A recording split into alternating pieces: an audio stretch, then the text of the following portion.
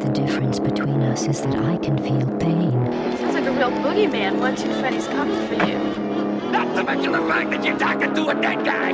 There's someone else in the hotel with us. There's a crazy woman in one of the rooms. It's got a death curse. This isn't science. It's more like black magic. Your specimen has been processed, and we are now ready to begin the test proper. Hello, my not our friends, and welcome to the long-awaited 2025 edition of Pumpkin Hill Radio. I'm your host, Travis Wormwood. I have my co-host, Dawson Trailer, here as always. Anything you want to say? Happy New Year. Just a quick bow to the camera. Happy New Year. Welcome to Pumpkin Hill Radio. Every week we dig into esoteric topics, paranormal mysteries, high strangeness of the highest order. 2025, it's the year of Bigfoot, baby. It's the year of uncovering truths. We have a lot to go over today. We haven't actually recorded and been in the studio together for weeks at this point. Yeah. We had before Christmas. Yeah, we had a full holiday break. We had backlogged episodes, so you didn't miss a week on our end, on your end. But for us, we're shaking off the cobwebs. A lot building up on this one. Yes, because like I said, it's the year of Bigfoot. That means that at least once a month, probably a couple of times in a month, you're gonna get Bigfoot episodes. I'm gonna start with kind of a baseline, and I know it's like silly. I'm gonna ask everybody to throw away everything they know about Bigfoot, so we can just relearn everything together. All we're gonna go preconceived notions, throw them out the window. Yeah, because that's out the thing. The trash. The We're first starting thing, fresh. when you hear the word Bigfoot, you automatically have these preconceived notions. You gotta pretend you've never even heard of like Bigfoot, Sasquatch, any of that shit. Yes, because never we're gonna heard of this thing. Because we're gonna learn all of it together. We're going to kind of do more of an overview and start kind of even with just the Patterson footage and walk through some of these things a lot more today. But then as the months go on, the weeks go on, we're going to continue to cover. We're going to dig into specific stories. There's so many types throughout history and culture and places and time. So we're going to dig into the connections, where they might come from, their origins. You know, I was like going to Mesopotamia. We get to go even earlier on this one because it's talking about some ancient wild men stuff. So much stuff to cover in this series, this 2025 Year of Bigfoot here at Pumpkin Hill Radio. Yeah. It's been it's big year, big feet. Big year, bigger feet and huge shoes. Huge shoes to fill on this one. So we're going to do our best. And like, I know that this is not your first time hearing about Bigfoot. I know that you saw history channel documentaries with your dad back in the day. Bigfoot hunters, like you've probably seen like the silliness. There's a lot of silly stuff out there. And we'll talk about them too. We'll talk about the hunters at some point. I think within the year I'm going to try to get. I have contact with a few Bigfoot groups that I want to try to get on for interviews, even just like there's half places episode out things. here. I know people have told me that like they've seen Bigfoot. They know like there's like a Bigfoot portal or something. And we're going to get out there. And see, that's the thing, like with Once Pumpkin Hill spring Radio, comes, like we're going to get into, you know how many times we talk about Bigfoot being like a plasmic entity, but I just didn't want to start there. I wanted to kind of roll back. That's like advanced Bigfoot knowledge, and we gotta. Yeah. So I just want to start from the beginning too. I just want to like just really study it. Yes, and really that's what we're going to do. This is going to be good for us. This is going to be good for everybody. I want to welcome everybody to Pumpkin Hill Radio and the Cult of the Star Mother. You can join the cult, for the further layers of the cult, by becoming a Patreon member. That's patreon.com/Pumpkin Hill Radio.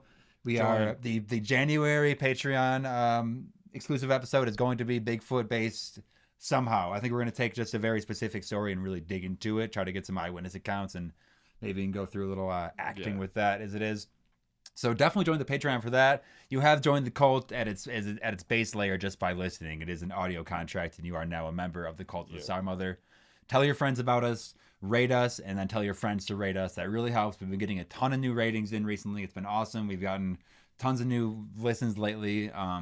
We were, just to peek behind the curtains, we got the minimum amount of downloads per month to press the monetize button on our podcast streaming service.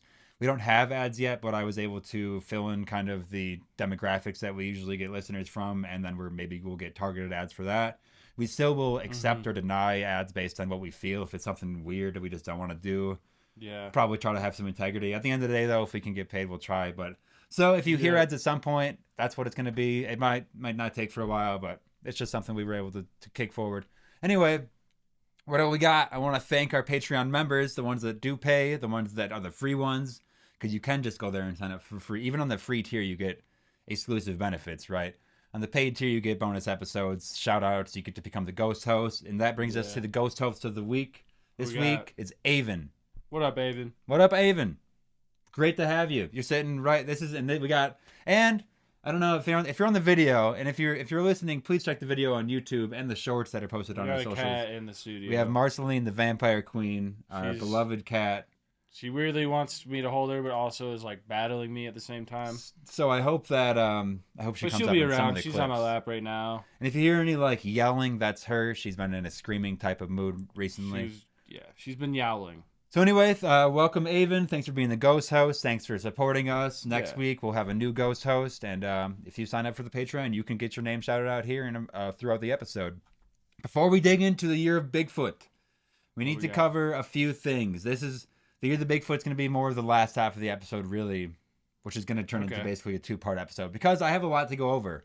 I mentioned the last episode in the timeline that released, the last episode that the listeners heard. Yeah. Before this was our cozy cryptid episode. Oh yeah. That was we did an episode about random cryptids from around the world to kind of get out of this insanity we looped ourselves into with the Saturn worship and the demons, all this 2024 nonsense. The UFOs, so I'm going to, everything. Yeah, I want to break down a little bit of some of our, just kind of talk briefly on some of our biggest and favorite topics from last year, just quickly run over it, and then I want to talk about some of the stuff we're going to be building to in 2025, just so everybody can, little kitty's just trying to grab at both of us at this point. Yeah, I just want everybody to hear what we're doing and know that we're really trying hard. So, hell yeah. Yeah, it's been a long time since we've been in the studio, Dawson. Again, we had holiday travel. It's one quick thing as far as horror this week, as we do every week. It was a goofy ass trip. Me and Dawson ended up traveling back to Wisconsin together. Yeah. We really that it all was great. There was just it had snowstorms the night before. We had flight delays and we got in late. I rented a car that we shared to drive down, and then we got on basically the wrong road. Yeah, we took the long way home. We took the long way home. The slow way. The darkest path. To tell you how out in the middle of nowhere we were. Basically, yes, there was no lights in the sky. There was no clouds. There was no lights. There was no street lights. There was basically no cars. Barely any cars. We were on the Laura Ingalls Wilder Memorial Road. Is like how out there we were. Yeah, that just gave me. Insane. I just couldn't stop laughing when Dawson pointed that out. I was like, oh, okay. So I looked at the map. Yeah, I'm like, wait, what? And really, it's a beautiful road to drive on, but it was like dark and pitch black. So we got to see like the outlines of the bluffs, but there's like the Mississippi on the left side. Occasionally, it's just funny. I'm like, we're on the Laura Ingalls Wilder Memorial Road. That can't be anywhere with too many people. That's not an interstate. That's like just somewhere in the middle of nowhere. Again. Thanks for listening. I guess, what else do we got, Doss? You want to say anything before I just start jumping on all this horror this month? Shit, I don't know, man. I mean, it's just too much. We just, unless we, I try to usually write things down. Yeah. But we just took a couple days off. I had a lot going on. I've been moving, too, this last week, and I'm pretty fried as far as I'm remembering anything that's happened to me. Yeah, we're just lucky we got Doss in the studio here today. I've been watching Rings of Power. That's kind of new. The second season? Yeah, I've been enjoying it. Dude, I got to get in there then. We watched the first one together. I'm liking it. That's all you can do. I'm liking it. That's all you can do. The first season, I remember liking it while I was watching it. Kind of forgot it existed. This one's a little more memorable. I feel like I've been thinking about this one. That's cool. Yeah, I'm like, I don't need to jump on the bandwagon of hating it or whatever. I just really like something. If I'm gonna spend time watching it, I'm just like, I'm just gonna. It is good. It is good. Yeah. And it's hard to I'm at the point where I have to cut myself off. I'll be watching it before I go to bed, and I'm like, oh, I gotta not watch the next one, bro. Oh damn, nice. I've been really wanting to though. You know what I mean? I've been getting hooked. Speaking of things I watched this week, horror specifically I watched this week, me and Maya, we were going to go to the Nosferatu movie. Yeah. We ended up not. Oh, we ended up doing a double feature, Despicable Me 4 into A Quiet Place Day 1. Okay, this was all we just watched them at home. So A Quiet Place Day 1, I want to give my little spoiler-ish free review. Yeah, I want to hear about it. Spoiler-free-ish review. So... great cinematography. I love that you get to see the monsters so much. Yeah. They really are just letting you see it. You get to see whole what the hell's going on. You get to see whole stampedes of them, going over buildings in New York. It's pretty sick. The thing is, the plot, even the plot is it's something that I probably would have written or whatever, but it's it starts off on a terminally ill woman and she's just like going on a day trip with her hospice care to go into the middle of the city, and she was promised that she will get a slice of pizza from this place, right? Yeah. They get to the middle of the city, and like the invasion starts. They like look up, and they like start seeing like the asteroids or whatever fall, which I guess are carrying these creatures. Yeah. Right. So she gets in the city, and it quickly goes into like it's over. Like, I mean, it happens fast, where it's just like the world is ending now. Wipe it, yeah. So, but this is interesting because she's terminally ill already. So like everybody else is basically running one way towards like the water exits where you can like get a ferry. Yeah. She's like walking against them because she's like, I'm gonna die already. I just wanted pizza. Yeah. So Why waste the so like the plot of the space? movie, something that everybody relates to. It's like she just wanted pizza. She's like, I just want my good slice of za. Hey, me too, sister. And like that, so that was cool. Also, she's it's like it's just writing, and again, I just went from one thing saying I don't want to talk shit or like be jaded about something, and I'm hey, like, man, be a critic, immediately, though, I'm bro. immediately critical of something. Dude, It's you like gotta be she's a critic. given this, she has a cat in the whole movie. Yeah, good. This like, I don't know, like not safety cat. What do you call it when you have an animal? Service. Yeah, she calls it like a service Emotional cat. support. Like whatever. walking with her the whole movie. My wife pointed out it's like there's like broken glass and debris everywhere, and the cat's just walking around. And I'm like, well, I guess the cat's probably nimble enough. Cats are pretty good about but that. that was, it's like it's gonna get dirty paws. But it's also like, okay, so basically it's a terminally ill woman trying to get pizza with a little cat, and you're like, well, okay, that's like on paper, like that's built to like make me like this person, basically. Yeah. Which almost made me be like, damn it, maybe I don't like. I don't know. It's hard. It's like, why would I not? I don't want to jump through all these loops just to. But it didn't have me think about it. Like I was like thinking about it at least. I was like, they just set up all these. Like it seems like that was doing like the pizza and cat and terminally illness of the whole thing before any of the actual plot points happened. It seemed like they were doing a lot of heavy lifting, right? Like it was like it's like too like. Boom! You And like this person, and with this Quiet is Place, relatable. Yeah. And with a Quiet Place, it's like most of the movie has to be not spoken word because they're being quiet. So I get it. Like you want some pretty strong identifiers to like care about a person. You got to build a character right away. So I don't know. All in all, it was all right. Yeah, I love the pizza and cat of it. that's good, but it seems like the way you're talking about it is like that they made that, and that's like they like made that the character. Yeah, Like terminally ill. That's like. Which is cool because it's like, okay, it's the end That's of a the good world, but she perspective. doesn't like care about like dying in that way. Yeah. She's like, I don't need to go try to survive because she's like already gonna die, especially now she like can't get her medicine or whatever. Yeah, she's like, You well, know? it's over for me. So that was interesting. Like that was a cool perspective to be like, oh damn, she just like, yeah. I was almost gonna spoil it. Yeah, we'll go with that later. It doesn't matter. Also, okay, so that was just a little horror this week, and then now let's get back into like the nitty gritty of this stuff. If you want to get to the Bigfoot stuff, just wait. We'll get there. I promise. I want everybody to hear all this stuff too, because we got a lot of cool stuff happening. This is kind of what we're building to in 2025 right now. Yeah. So I also want to say 2025 hit like a fucking whiplash. Like I feel like me and everybody else was just so exhausted after it for a number of different reasons. Oh my god, so much happening. So much shit going on. There's like, so we have this like. This in this last week. Do we even want to mention like the alien invasion stuff? Like this could be like just a separate. Shit, dude. You wanted to save that for an alien invasion episode? I mean, we can get into it if you want. What do you got? I just talking fog. Okay, I think we're gonna. This will go on to like a 10-15 minute like exclusive Patreon episode in a little like later. Cut this out if we need but like just to brief it so maybe people are interested. Just the idea of. Okay, we got drones in the sky last week. Now everything weird in the sky has been normalized for all time. You see where we're walking through these steps so quickly. These things that used to take years to set up, it's like, okay, we're seeing them all over, and then all of a sudden it's just normalized within a year. And now it's like, if you were to post, even if every single drone that was shown the entire time was a false flag thing, now it has opened the floor to where if something is posted, it will be like, okay, this is nonsense. There's already the Google bomb effect where it's like you can't find any real images because the fake stuff is being sent out. But now it's like that Google bomb is already in place before it, like possibly before anything even happens now. Yeah, it's normalization. It's like all that, even the week it was happening at the bar, and I hate to I hope nobody hears this and thinks that I was talking bad about them. It's just like I'm hearing people come in and say they're like, I'm not impressed by all this drone stuff. They're gonna have to try harder than that. I'm pretty sure this is us. Like this is an alien. You're gonna have to try harder than that. And it's like, okay, I totally am immediately right there. everyone's jaded. I'm right there with you. Like you're gonna have to try harder, but it's like that's the point. Like they just normalized. It's a psyop on psyop. They normalized weird things in the air for all time now. Like it's gonna be so hard to get your point across. They normalized just seeing things no one knows what it is, and they're just like, don't worry, Don't worry, it's nothing. It's not So- even a big deal. And okay, we can dig into more of that on the actual thing. I just wanted to say that really quick because just like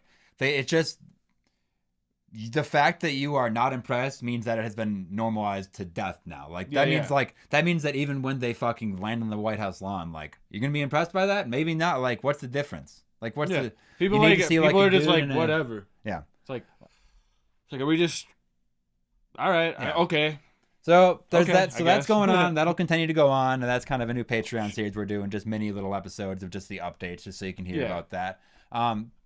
Some big projects coming just personally for in 2025 though. I did like sign over some of the rights to my short story Night Cook. Yeah. Just for it to be to get like a treatment for a script done up for a story like a little movie short film. yeah. And then actually we're gonna that's gonna be pretty big. I'm gonna probably start promoting like the funding areas on that here and other places because we're gonna be looking for some funding and like different things. I'm excited. I have a radio host role in the film. In that story I wrote, there's one character that's just like it's just on the radio. You're hearing him occasionally. Yeah. And so I'm gonna be that guy. So I felt like that was a good fit. Nice. So that'll be updates. There'll be updates to that all throughout the year as I kind of as we begin work Stay on that. tuned. That'll be with friend of the podcast Andrew, and then also coming this year, I think Andrew is going to be kind of Be our intern. part-time intern to help him get some school credit and to help us along. Like even today we had some weird lighting issues. It's always something going on. intern status around here would be just helping with the technical side of stuff. Making We're sure not gonna the camera's focused, the lighting's right. research isn't going to change. Get the angles right. What we talk about isn't going to change. You're not even going to But see it just them. might be polished up a little better. Yeah. Like Might just look nicer. Yes. Which we're always trying to look nice. We'll be able to do things like rent better cameras from his school, and like at the end of the year, like we could just try to buy one like that if we like a certain one. Different things. Just trial some things. So that'll be cool. That's something else. Podcast Always is just, working. It's always growing, I guess is what I'm saying. Yeah. And that's not all that's coming in 2025. I mentioned before about this card battle game. Yeah. This is actually not the same one I plugged like months ago. It's a different thing I'm doing with 2 episodes ago. Tanner Pavlo came on and did the demon episode, and me and him, he's an accomplished Shouts out artist. He's done Tansy. art for Disney and Marvel. To, like, I mean, you name heard a him few play things. guitar. Yeah, he's just like an all-around. Just savant imagine and like stuff. how he plays guitar. That's how he like draws. Yep. So Yep, same amount of talent of both he's ends. like a So he's legit drawing all artist. the creatures and locations for this. It's like a small deck building type game. I'll get into that more throughout the year, hoping for some beta stuff by the end of 2025, though.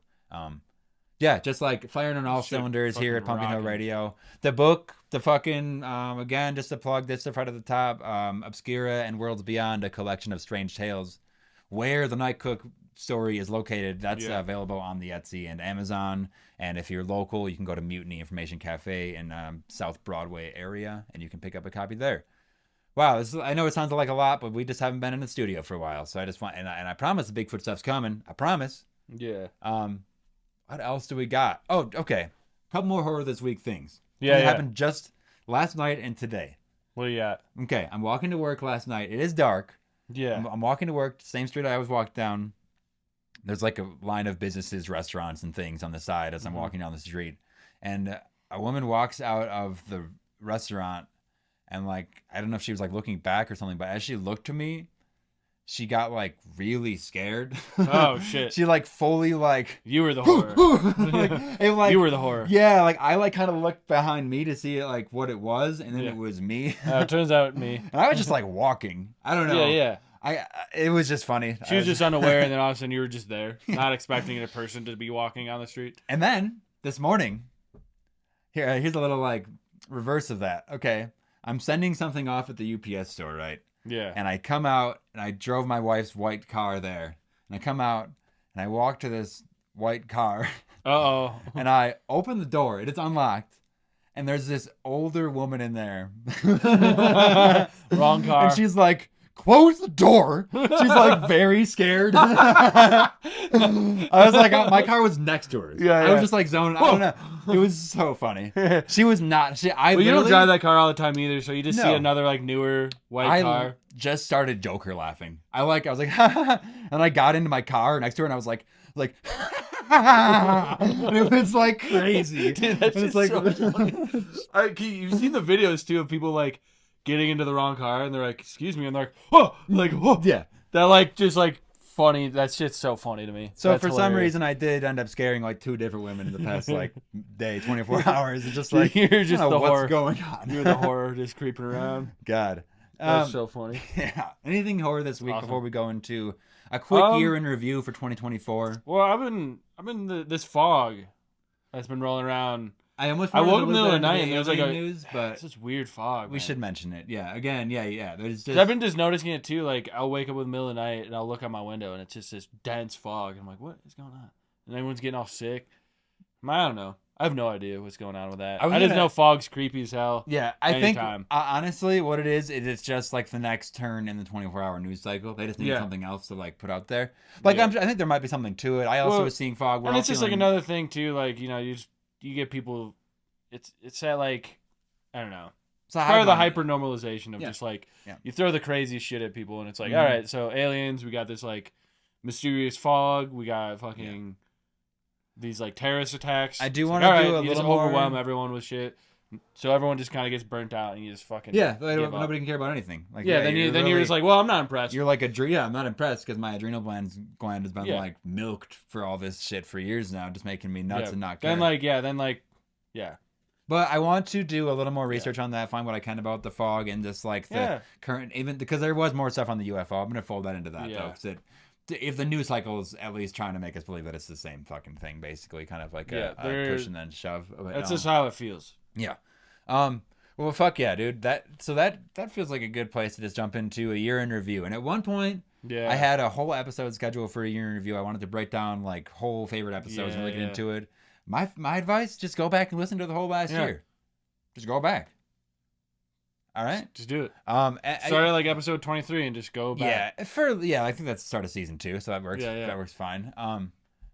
So like I think, and like for listeners of Pumpkin Hill Radio, you know that we're gonna revisit topics and dig into the same wells a few different Yeah. times. So like you'll hear about these topics again. Like even in Well, this Bigfoot episode, almost all this shit somehow folds Yeah, back it's into all itself. tied together. So I just wanted some of the biggest topics from last year that we covered that I want to maybe just mention, give a little shout Yeah. out, like gold stars, little couple medals, Yeah. We really started digging into the sacred clown thing. Yeah. Spring to summertime, which is kind of this like enlightened fool thing. What I don't know, like that itself. If you search sacred clown in the podcast search bar, you will find a few episodes just with that even in the title. Yeah. But it's just this idea that it's permeating history of like, just like an enlightened fool. Yeah, this like these jester this crazy beings. crazy knowledge. These like people like, I mean, people from like we were talking about Even like the also one. I mean, Sandown clown. yeah, but the Death Cortessin, the dude that would like dance around with skeletons and like, or the chick that would do that. We have whole episodes on it. You can check. I'm mostly just shouting them out right now. We need to do this whole thing. Just sacred clowns. Yeah. Next up, we kind of dug into plasmic souls. Okay, Yeah. that one kind of went hand in hand, right? That's kind of a theory that we will dig into in the Bigfoot stuff as kind of the We'll if we get to go that. into the because there is kind of a metaphysical non-physical that ties in with the version. fucking UFOs, ghosts, everything. yes. It really pulls it all together. So I think this will be a good series to go through the whole year as we just keep on combining things and throwing stuff in the pot, right? Yeah. We also a little more recently we did a whole thing on Saturn worship, Yeah. Which Another seemed fucking to- bizarre yes, shit. which seemed to then kind of tie even more stuff together. These Yeah. you could draw very straight lines from each of these No, they concepts literally. to the next, basically. Yeah. And then after that, we kind of closed out the year with a Patreon exclusive and insane episode on mud floods and Yeah. just like the timeline being wrong. I know we're gonna go back to that. I want to get into specific- that too, because I want to get into that and how like Lord of the Rings and the Silmarillion is like the That's real. Tolkien wrote that. Yeah, like we're in like the fifth age. Yeah. And that happens in like the second and third Yeah. age, and just how that's just prehistory. That's just our lost prehistory, Yeah, pre-flood history. I mean, we'll definitely one hour is not enough. tie for a whole that thing, into so. like how like Atlantis and like Yeah. Agartha and all that are like tied into like Middle Earth and Yeah, maybe we'll get along into this it. year we can also find like specific Numenor. specific lands like that, Yep. Nice. And then we also did last up before Christmas, we did that demon special, the hour and a half demonology special. Again, we had an episode every week. They were all awesome. They just seemed to all of our episodes sort of fit into one of these like 5 groups a little bit. Like I feel like all of them could be pigeonholed into there. Yeah. From like the upper atmospheric sky jellyfish that goes into that goes into the plasmic souls, which goes into the sacred clowns, which and goes then into fucking Saturn worship, which demons goes into and mudflood stuff. And then So- mudflood is all. Yeah, You know, we're basically every episode we're basically just going on a like tangent off of these like main topics, these main subjects. Basically, And like last year, there was even me and Dawson when we were, not even that far into this stuff. We were already talking about like a book, Yeah. So I think like there will be. I think we could almost make like each year be its own book, like if we do it right, Just But do, I an think encyclopedia there will be a style. way for us to kind of collate this knowledge into like maybe like 75, 100 Break it pages down. or something, just to like a little field guide to some stuff almost. Just use topics, use like a Yeah. couple sentences of what it even is. Yeah. So obviously, and then like where to like what to look up, what to find. Yeah. So like it's obviously basically like a log encyclopedia, fucking just what the hell goes on. might be dry as hell, but in it's this just studio. info. Yeah. I think that'd be great. Just so even just for us, just to have as like like just a field guide style almost. Sounds good just if to we can fucking have it in like a reference. Mm. Get these ideas like down in certain ways and organize them because my mind is chaos. Yeah. And it's And just insane. even when we had that idea, I already had reached out to the host of Dead Rabbit Radio. Yeah. It was sort of she's shout kind out of a Dead spiritual sister to us, and Yeah, one way street. I mean, I definitely made this podcast the name. I mean, the radio is like there at least. I don't know if that came from there, but it's like I remember listening to it occasionally. That Rabbit Radio, check it out. That's every single day. There's an episode. That guy's a workhorse. There is way dude. more true crime stuff. We try to stray away from that, but to the point though, I had already reached out to him. He actually shouted Red Temple Radio out. Oh, nice. A year ago, the old kind of stomping grounds for this insane stuff.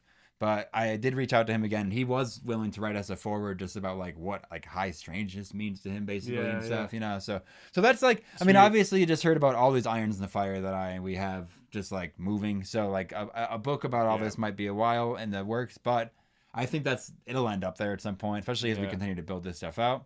Anyway, again, we did so much more last year, but those big ones, Sacred Clowns, Plasmic Souls, Saturn Worship, Mudfloods, and Demons. I mean, if I had to point to like 5 episodes to show somebody that we like are trying to do research, I'd point them there. Because those ones all took a lot out of me. We're creating, we're doing research and we're figuring out like our own ideas on things.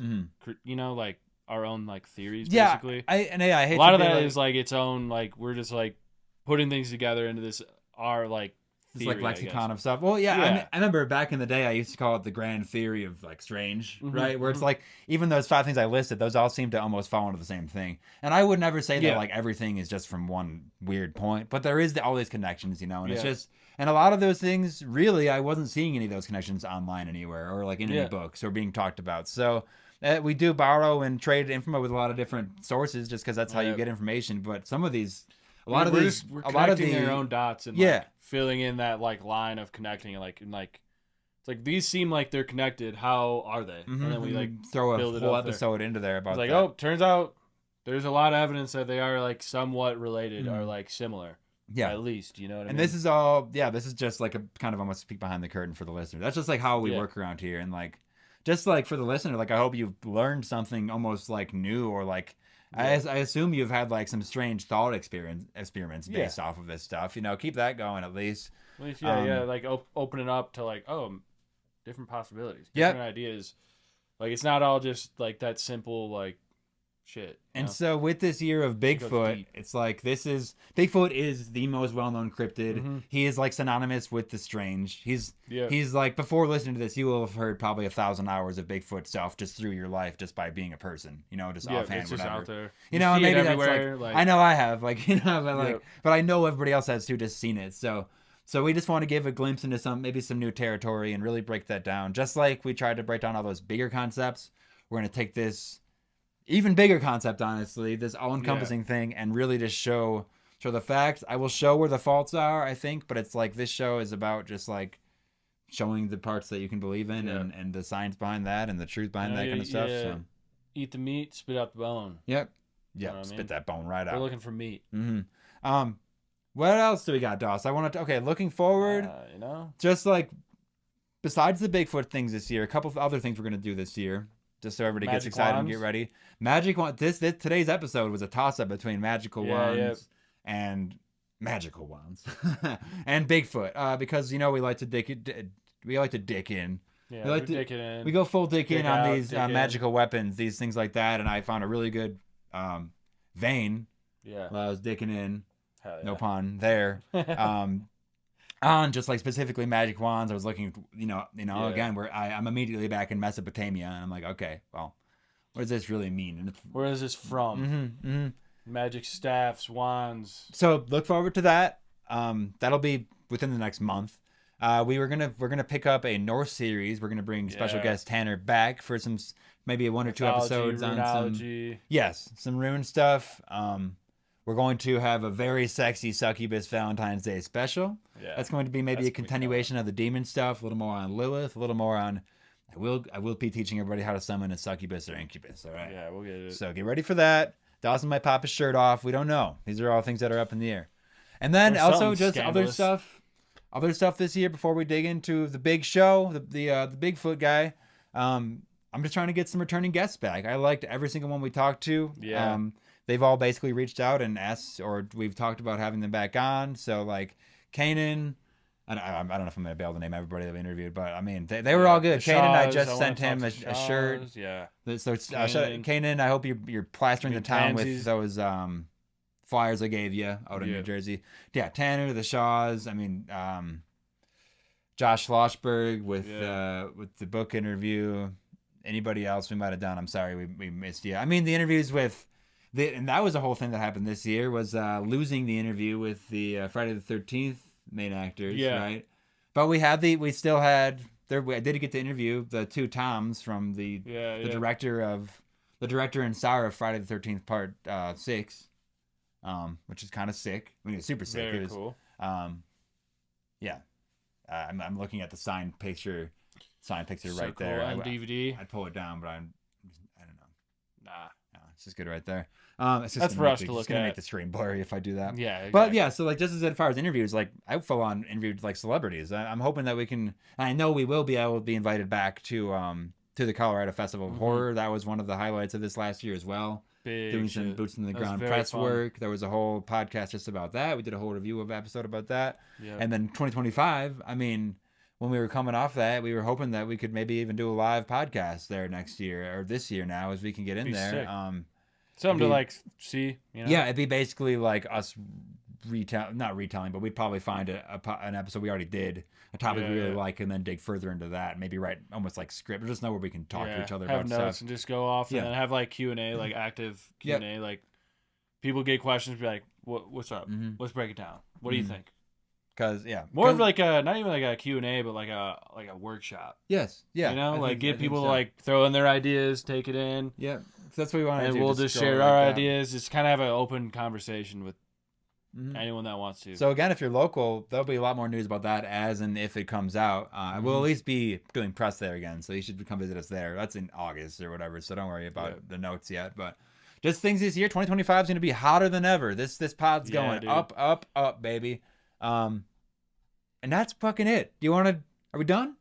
Yeah, let's get into Bigfoot, dude. Yeah. That's enough. Okay, people. Thanks for sitting with me in Enough that. adverts on that that was one. that was honestly just like a It's a month. year That was update, a dude. month worth of things floating in my mind as we took that Yeah. break. It was the update on the year. Because I wanted. I'm just laying down the pavement of just what's to come. Yeah. Be ready for it. Yeah, maybe that was a little too granular, We'll but I have- think we'll have people like updates. it. So yeah, Hey, Happy New Year, man. and Happy New Year. And if you starting. just like press the skip 15 seconds button like 45 to 50 times, and you're here now, welcome in. It's time for the big show. It's time for Bigfoot. Now, Bigfoot, as we've been talking about, it's a crazy big topic. It's been covered to death on every fucking place imaginable. There's a lot of stigma around it. You say Bigfoot and people like are either like, oh yeah, definitely, or people are like, oh, Bigfoot. Like, You've grown they up like with laugh it. at you. Like, Like- it's like a joke almost. There's been proof. It's been disproved. It's been reproved. Been Like, bunked, it's- rebunked. Yes, it's been all these things getting All been rebunked, rebunked, Yeah. debunked. It is, yeah. Like I said, the most well-known cryptid to ever grace Pre-bunked. paranormal studies, right? It is. So let's build out, Martin. Just fucking smashing her head on the goddamn Yeah. Mike, we're all right. We're Let's go over some initial thoughts without immediately going into the deep end on this stuff, Doss. Yeah. And I do want to say, the spoiler alert, we are going to get into plasmic soul territory, plasmic universe theory in general. All that is very much intertwined. This hits on aliens, high strangeness, the Venn diagram of Bigfoot and every other paranormal thing. It's basically a perfect circle. There's everything is kind of connected to it. Dawson, could you just say we don't have to go all day on just like initial thoughts, but is there something that like, what does it make you think of, I guess? What are like some when of I your think of Bigfoot? Yeah, what are some of your like predisposed thoughts? I think some of like the stigma I take behind it is like, I think there's like very explainable things that people see that I think a lot of people that don't, I mean, maybe they spend a lot of time in the woods, but they haven't like, been like hunting a lot. They like go hiking on like busy trails. They don't see a lot of like wildlife, and you see things in the woods that if you're like deep in the woods and you like hear something like a squirrel, sounds like it's the size of a deer in the woods sometimes. Scrabbling through like leaves and shit. Like, because I've been hunting a lot and like I can't tell you how many times I've like hear something coming up behind me and I'm like, oh shit, that's like a fucking huge deer. Turn around, it's just a squirrel or it's a bird. Like sounds different, things look different, especially when it's like get into that like either early morning or like just when the sun's going down, when like the shadows get big, things just like move differently, sound differently, look differently. And I think there's a lot of like noises people hear in the woods too, where they're like, oh, what is that? Like, that sounds like a fucking Sasquatch or something, but it's like an elk. Like, have you ever heard an elk scream? It's crazy sounding. Sounds insane. Yeah. Especially if it's like close by, you're like, but I think that you'll hear that and it sounds loud, but it'll be like a mile away. Shit's crazy. But that being said, I also know plenty of people who are very experienced, like outdoorsmen, like my dad, seen things, and he's just straight up like, I don't know what it was. Like, I know it wasn't a bear or like a mountain lion or like a deer. He presumably knows every animal in the area. Yeah, he's like, I've seen every animal. Yeah. I know what animals look like, and this was like, it wasn't like obstructed. It was just like, just something stood up and walked away, and it's like, I don't know what. Yeah. Me and Dawson lived in Wisconsin for thousands of stories like 20 that. years of our life. That kind of Northwoods area. See, it's not like the like Pacific Northwest where it seems to really be popping, but it's like there was always stories about it around there. Enough going on. Moved to Colorado 7 or 8 years ago, and there's stuff out here. We've been around it, right? Yeah. And I mean, obviously, it's like woods are scary, like regardless. And like when you're out there whether you're by yourself or there's like a small group, like your senses are gonna be heightened to death, and you're gonna hear echoes of things. You're gonna miles feel like away something's watching you. Yeah. That's a very but that's not to discredit that shit, because that is real. Because I've been out in like the San Luis Valley, which is like a hot spot for like UFO activity, and just like it's like one of those places, and like I'd go hiking, and it was like this like static, like energy, this crazy energy you feel, and you feel like something's like right behind you, something's like right there, and like because I was by myself too, so that's gonna make it scarier, obviously. But it's like, that shit's like, man, it's just a weird vibe you get, and your body's just like, you go, like, get out of here. Like, get to the car, you gotta just get out of here. Yeah, you had, like, when your lizard brain really fires like that, it's usually not wrong. You feel like a prey. Yeah. You just feel like prey. And that's like, whether it's like a bad thing, whatever's like out there watching you, whether it's bad or good, like, you feel so vulnerable. Even if it is good, like it's like how do you know if it is and you're being this thing's like way more that. powerful than me. Yeah, and even if it's well intended, you're like that feeling of like helplessness almost, where you like don't have the control over it. Because we're like used to being like in cities where we're like top of the food chain, but like when you're in the woods, you kind of realize you're not. Yeah, especially with like our like modern take on like how to be a human. It's like, well, you're not. It's like, where do I? You're not top of the food chain when you're in the woods. Like, how do I do a podcast if I'm lost in the woods? Yeah, my phone doesn't have service. Like, what? What? Yeah. How am I going to see videos and like on what this is? Because we are going to jump around a lot and like don't want to jump right into the deep end like I said I was going to. But like that sense of being seen, especially in the woods in these old places on Earth, so many times from the Greek episode to like pretty much every episode we talk about how specific entities, specific forces have reign over specific locations on Earth and in the cosmos at large, right? And that's to say, like in Greek, like every river, every pond has like a little spirit. Every kind of, and there's like Shintoism that in Japan, I believe that is like every literally rock and tree as a spirit. It's like even if, and this is like the incorporeal form of Bigfoot. It's like even if he's not just like peeking out from behind a tree, it's like that entity might be there on that that other plane, right? That vibration. Talking, if you just like say like instead of saying like spirit, you just say like if you like think of it as like a vibration, like literally everything has molecules vibrating at a certain frequency. That's what makes it what it is, and that's like it's like we can say it doesn't have consciousness, but it's like how we don't even know what consciousness is. Yeah. Who are we to say? Because we only have our own point of view. Like there's the trees and the rocks and the leaves and the water and the wind could all be having its own thoughts and like have its own thoughts about what you are. Yeah, there's truly like eldritch forms of perception that like not even in like the scary way, but just like that unknowable like huge cosmic way of like the forces. Yeah, it's like that Gaia knowledge, the planetary spirit, basically that there's something. Yeah, it's the fact that there's. If you're in the woods, you like should be talking to the trees. Yes. You know, if you're by yourself in the woods, you talk to the trees, talk to the fucking plants, the animals, like talk to like the wind. I was making at work yesterday, we have events like pretty much every day. There was a little vision board making thing. Yeah. And I just made mine while I was behind the bar working. And nice. I started with this. So I know it's still at work. I should show it, right? Post it. Because there was a background with just it was a sea of birch trees, basically. Yeah. Which are the eyes of the forest. Beautiful. That's like what you're being watched by too. Mm-hmm. Then I found like an old school, like, 98 to 2000 style computer. Yeah. Like a nice, like soft white cigarette, like smoke yellowy. Yeah. With a little microphone on it. So I put that on there, kind of nice signifying the podcast and all the work we're doing here. Found this weird demon-looking dude, and I made it look like he was sitting behind the computer. Then I found like this eye that was on the dollar bill, like really big though, and I put that over his whole face. And I found a little dice that was like being rolled, and I put that on there. And I felt like it was kind of minimalist, but I liked everything to that. Yeah. But I was like immediately, I was like, yeah, birch. Like I was even like I was putting down there, I was like, yeah, birch. Like indigenous cultures, their children would chew on birch to like open their third eye. And I'm like, which isn't even exactly like what was happening there, but that was a kind of a byproduct. It's a sacred tree. Yeah. Beautiful tree. Yeah. So I gotta get in the woods soon. Yeah. Talking about Sasquatch, dude. I know. We gotta go.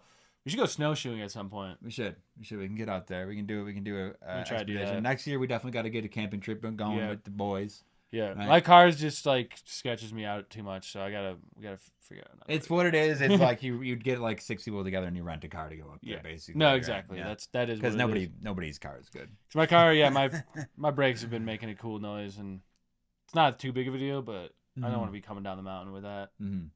So that's like I think that's a good like anyway, that's a good like point of view on Bigfoot stuff. Yeah, right? That's a good just like sentence about it, right? Like I think for me, like personally, it's just been always there. I definitely went through points in my life where I felt like maybe I didn't believe. Mm-hmm. I know now I definitely do, but I think like my perception of what it is like kind of out there and also like varied. I think just one more thing to say. I think it's like there's like guardians of the forest. Mm-hmm.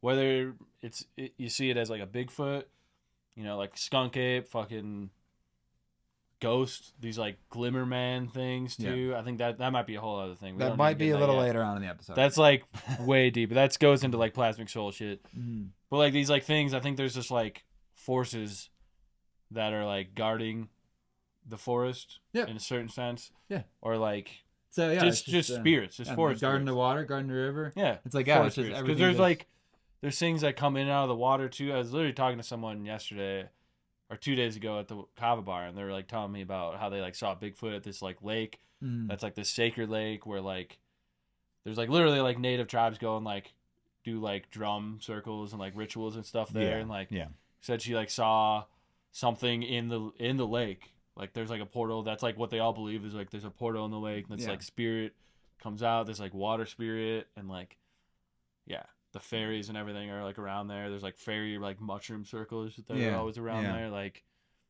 it's like I think it's like very like Mother Earth Gaia kind of an idea.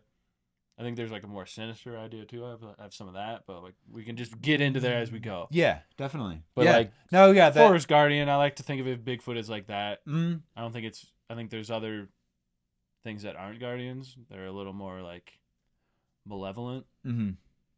Or at least to us, they are. To us, yeah. It's like their ambitions or whatever they're doing is just like kind of beyond what we're even maybe comprehending. Yeah, and like so, Yeah, Bigfoot's just been everywhere. You see Yep. goofy sculptures of him, paintings and everything. It's like him like set into weird little videos and stuff. We're gonna take it all the way back to the Patterson footage in a minute to watch that. But like, yeah, this just like there's a term called like flaps, and that's like in the paranormal community. It's like a flap is when it's just like a grouping of events, right? So UFO flaps are super common.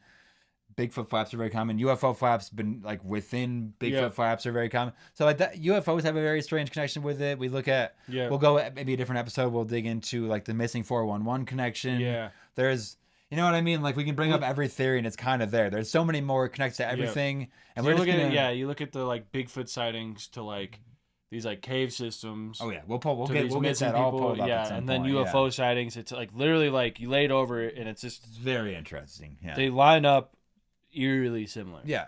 So yeah, we'll get into all that and so much more throughout this year of Bigfoot, 2025, right? But I just want to start with that base understanding and kind of ask the audience again to just, as always with us, keep your minds open. Yeah. Don't just dismiss it just because you've heard Bigfoot. Yeah. I kind of wanted to create this series to give you like the ability to argue the facts about Bigfoot across like all cultures. Yeah. Specifically, I got into like one battle about Bigfoot with somebody like a couple of weeks ago, and I was like, not that I think I had good points all around, but I was like, I want to be able to talk about this for years if somebody asks about. Like, I'm going to convince somebody if they come at me. So okay, Bigfoot. What's up with him? Where do we start with this? Okay, where are we starting with this? I was going to just throw a list of a ton of different variants from across the world. Okay, just really fast. You're gonna get specific episodes about a lot of it. Some of these guys that have bigger stories, we're gonna group some of them together. Yeah. But just like so, you hear Bigfoot, you think of Pacific Northwest. There is a Bigfoot type creature in every continent, in every subsection of continent, every like, time climate. Period. Yeah. So North American variants, we have Bigfoot, Sasquatch, Skunk Ape, the Grassman, the Fouke Monster, the Wood Booger, Monster of Whitehall, Momo, the Honey Island Swamp Monster, the Dewey Lake Monster, the Mongolon Monster, the Big Muddy Monster, the Old Man of the Mountain, the Bushman, and the Wendigo. Those are all from different. That was from places like Arkansas, Virginia, New York, Missouri, Louisiana, Michigan, Arizona, West Virginia, Alaska. Really, okay, in Central South America, some of the people we have the Mapinguri, that's in Brazil. We have the Sisamite in Honduras. We have the Duendes from Belize, right? In Europe, we have the Almasty, the Wild Man of Orford. In Asia, we have the Yeti.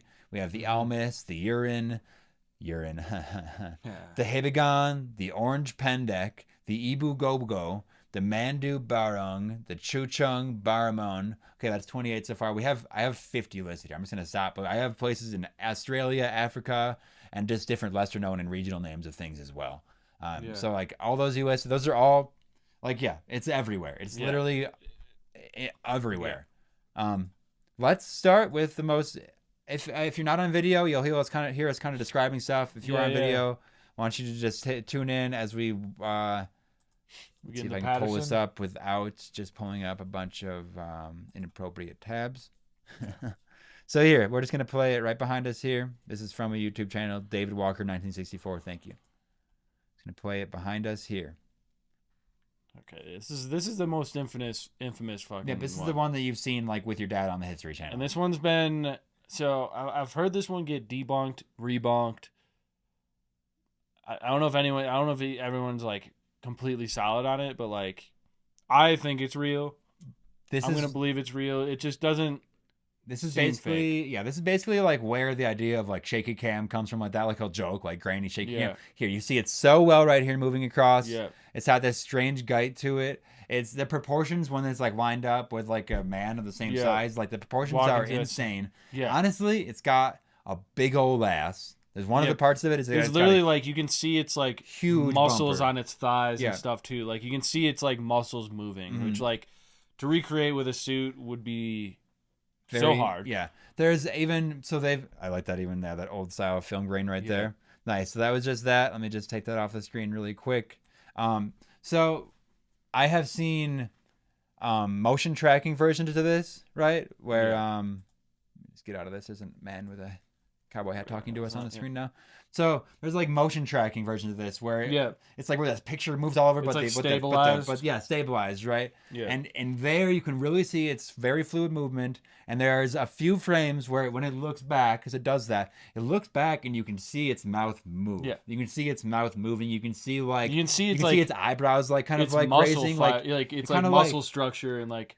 But you can when it looks back, you can see it like it looks like it's like. It has like mouth open and eyebrows like up, like it's like breathing, like, and you can see it then close. It's like so like building a mask that has all that kind of basically to put all that together, especially at that time, like they didn't have the technology to like, like stabilize that. Like if you were gonna fake that video, well, the story to put that much into like that. The story is that Patterson is on his horse and he comes up to this like riverbed, right? And while he's there, he sees this Bigfoot, I think, like drinking water or something at first. And he gets out the camera. That's why it's all shaky. Yeah. Yeah. That was... do I have just info on this, though? It's funny to know when exactly. Yeah. Well, that was, I believe, in like the 60s, right? Yeah, I think it was... Yeah. I mean, it might be that video. What was the name of it? 1964? Yeah. Yes. I think that's like... That's when it's from. Okay, so that's just the classic Patterson footage. Just so that's what everybody has seen, right? I think with that, I have other stuff. I want to get into the Skunk Ape in a little while specifically. I want to. Okay, here's something. I don't have the video of it, but just to show like how the public views this. Yeah. Rob Lowe. Yeah. There's a famous video of him on Jimmy Fallon, right? And he's there discussing like his vacation, and he's discussing specific. He calls it a wood ape encounter. And he's talking about like the noise that it's making and stuff. Yeah. And in the video, Jimmy Fallon, piece of shit, it basically does not stop laughing. Like, he has this fake like and like host like laugh, but it's literally just like shut up. And Rob like very nicely is like, no, this is real. Like, and it's I'm not making it. This isn't a joke. I'm very disrespectful. Yeah. Like, I get it. Like, you want to like be funny for your comedy fucking Daily Show, whatever. And like, there's a point where you can do that, but it's like he did not stop. And he's like, I mean, he's like, oh, it's a knee slapper. It's too much. Woo! Like, Rob. Oh, you saw Bigfoot. Yeah, like Rob is like the nicest dude as far as what I know. Yeah. Like, he also seems like he's got a head on his shoulders. Like, he could like perceive this and not be wrong about it, right? I'm always very skeptical of any celebrities, but like he seems overall not that bad. Yeah, but just he's like very handsome. That's just to say, like, a regular person, not a celebrity, when they talk about it, what's gonna happen then? If literally people like, it's like a joke. Yeah, if Rob Lowe gets laughed like all on these stage, kooks, these people just want attention. It's like, dude, people in these small towns that see this shit are like not the people that want to be famous. They literally don't. They're like, no, I just saw this. Like, can someone help me figure it out? Like figure this thing out. Like, I don't know. It's kind of scary. Like, it's really fucking scary, and I need to talk to someone about it. And to like laugh in someone's face after witnessing that is like, it just made me sad. I was like, it damn. shit, like, it hurts, man. You could see like the light in Rob's like an eyes, like he was like, oh, never mind. Like, oh, I guess I'm joking. Yeah, I guess I just won't say that again. Guess I'm just joking then. It's like, no, like, right. Rob Lowe, if you ever want to be on, we'll talk to you. We'll hear you out. Yeah. So this is going to be just like a smattering of information. I'm going to, at some point, we'll talk about specific, like a Skunk Ape case. I want to talk about a little bit of the new tech they're using to like do the research. Maybe just, I was reading through this whole research notes from the University of Idaho that I found some good stuff on. I'm just going to start reading some stuff here. Okay. Let's go. Yeah.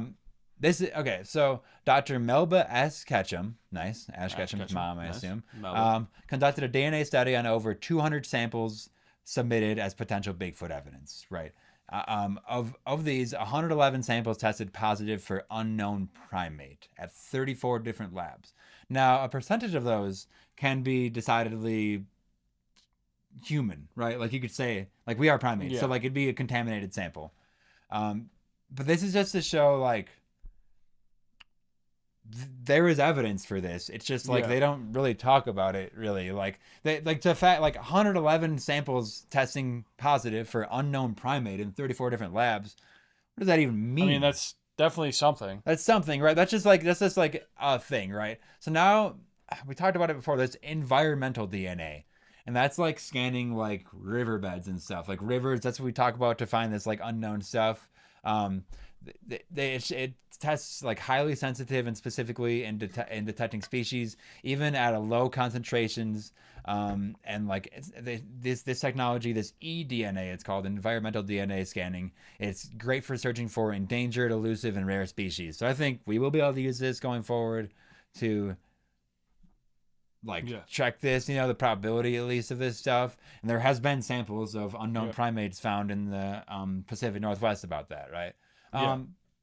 In 2020, here you go, the TV show Expedition Bigfoot, right? Yeah. They used eDNA analysis for their search as one of them. They collected soil samples from under a large tree structure in Kentucky's Appalachian Highlands, and the results were reportedly showed traces of primate DNA.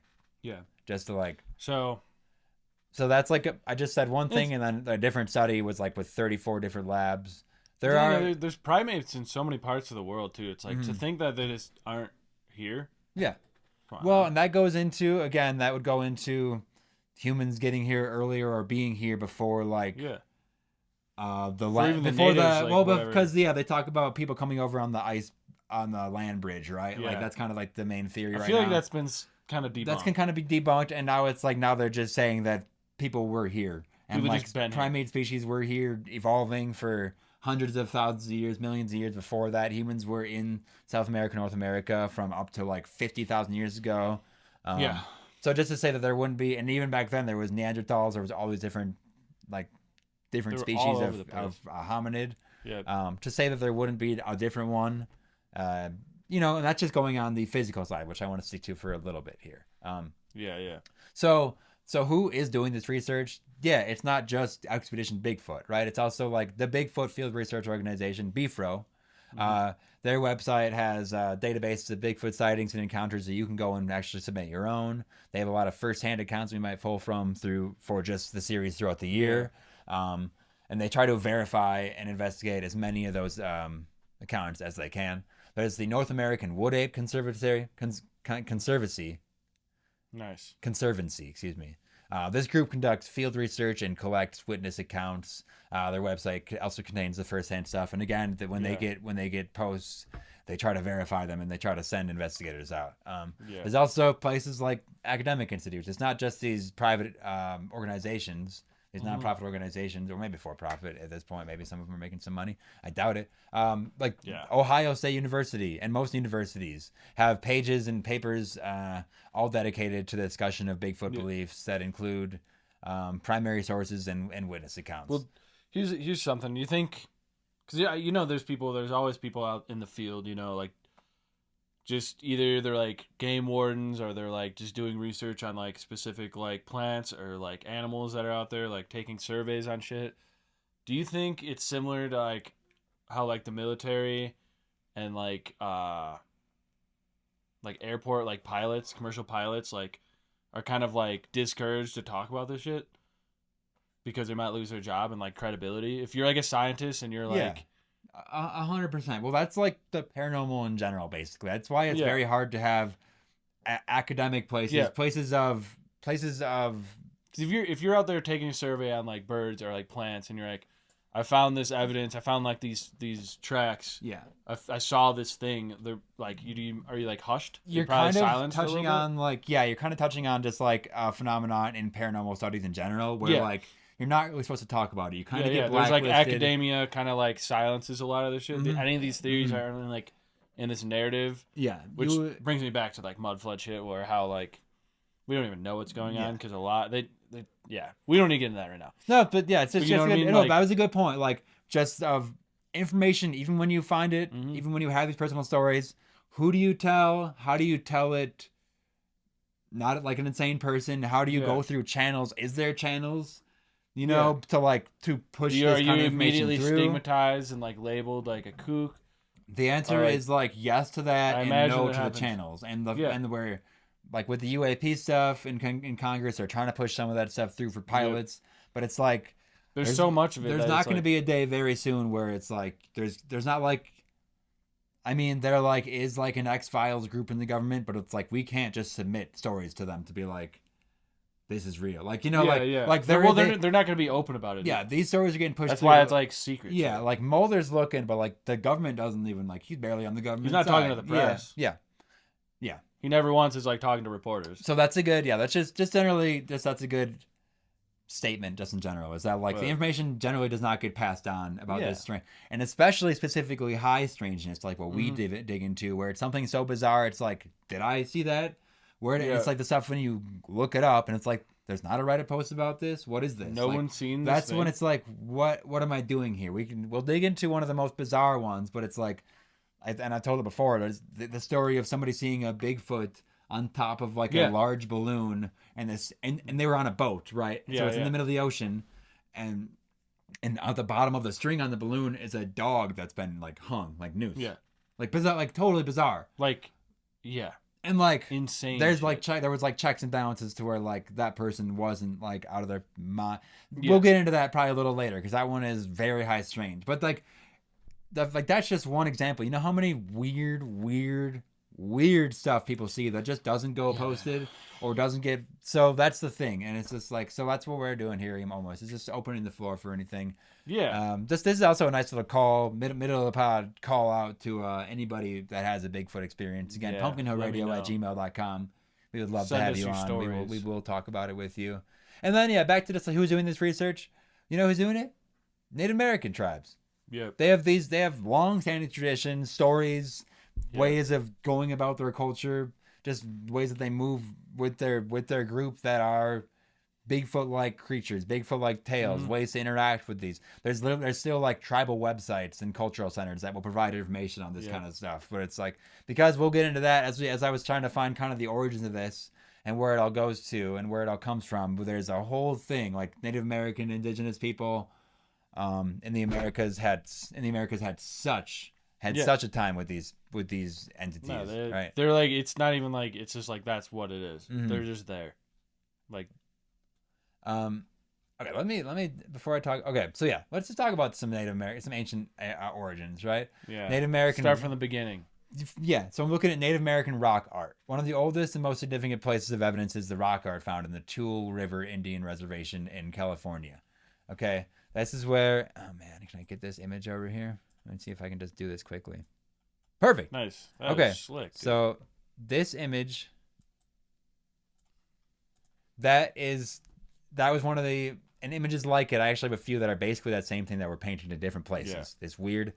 You basically have pictures of people, and then they're standing next to something way bigger. The people are actually right there. They're the small ones. Yeah. It's not behind us, so it's hard to. Here, if I can. That's all right. Yeah, I just so. The Yokot people created petroglyphs, petroglyphs at the site called Painted Rock, estimated to be around 1,000 years old, and a lot of those estimations can be bullshit and found to be a lot later. The largest glyph is called the Hairy Man and is part of a group of figures known as the Family. Yeah. This site is considered sacred to the Yokot people and is off limits to the public, so you can't actually go even see this. But just like, what does this image do for you? Like, we have regular sized people, I guess. I think they maybe even standing next to like a teepee or something. Like, we're getting a little blurry here, but the image is bigger back here. Like, then there's these things. Yeah. There's like an antelope or something here. There's like a deer here that's regular size. Yeah. And it's nice to these giant hairy looking things. These bizarro shits. Yeah. So that's just one thing. Thick those are all over the place, right? Ancient Mesopotamian texts, even older, they talk about in the Epic of Gilgamesh. They just talk about like these wild men characters, which we'll go back even to. We talked about that in like the Christmas stuff with like origins of like even Santa and stuff. But these, right? Santa's a Bigfoot now. This concept of like human-like but uncivilized beings that have existed basically through all of human culture and across every civilization. In the Bible, there are some theories that link Bigfoot to figures like Esau, Cain, and the Nephilim. Yeah. Again, we'll do a Nephilim episode at some point. I guess we're gonna have to throw Bigfoot in there. Right. Well, that's part of the Bigfoot research, is breaking down like the Nephilim connection. What with it that, is, because but it's like there's even this idea of some of these characters and some of these oldest characters in the Bible being these inhuman things. creatures. We talk about like these just remnants of that. Yes, They're just hiding or like what? Yep. There's because we talk about like jinn and in the Arabic text, there's 6 reigns of creatures before Jinn, cycles of living creatures on Earth before Jinn and before humans that come up. Yep. It's like, are these one of them? Are they like Lumerians? Are they some sort of ancient thing? Now I'm kind of just throwing everything at you at once, but it's like, this is kind of where we're at in the episode now. So the term Bigfoot itself was popularized in 1958, right? By the discovery of large footprints, again, in California.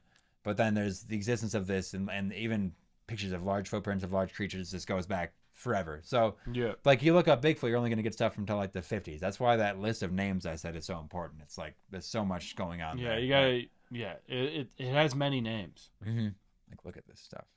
I'm gonna pull this one in there too. Yeah. This image right here, folks. Well, you can just have it over for now. Just look at that. Just look at that. Just look at what's going on here.